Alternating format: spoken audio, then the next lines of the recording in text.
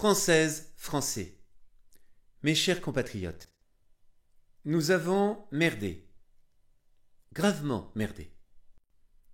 Nous avons menti, gravement menti. Nous avons erré, gravement erré. Nous devons rester confinés, gravement confinés.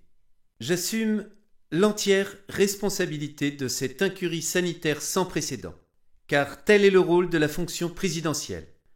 Alors, si des confinés cherchent un responsable, qu'ils viennent me chercher. Oui, nous aurions dû savoir.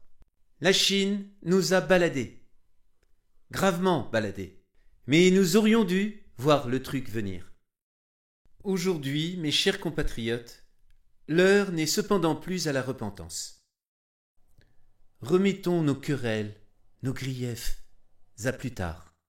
Aujourd'hui, comme je vous l'ai déjà dit, nous sommes en guerre. Une guerre sanitaire contre l'incurie de mon gouvernement. Une guerre sanitaire et, je n'ai pas peur de le dire, une guerre morale.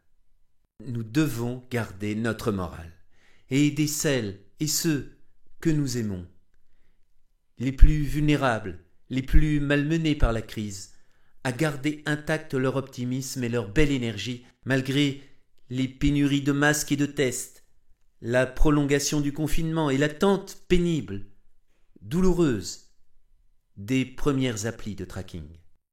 Le temps que la start-up nation se mette enfin au travail entre deux parties de baby-foot, et ce n'est pas gagné. Voilà, mes chers compatriotes, ce que j'avais à vous dire. Nous allons nous battre, tous unis derrière les premiers de cordée, tous solidaires.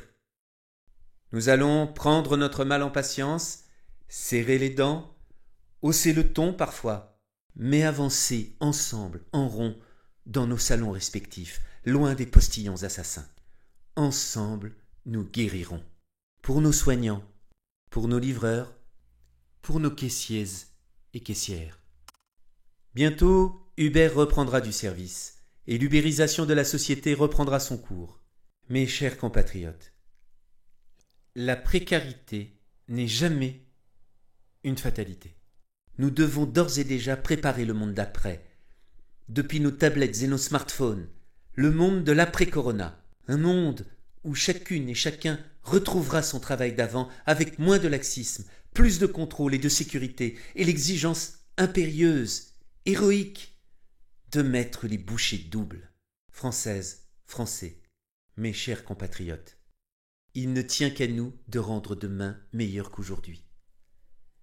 Vive la République et vive la France.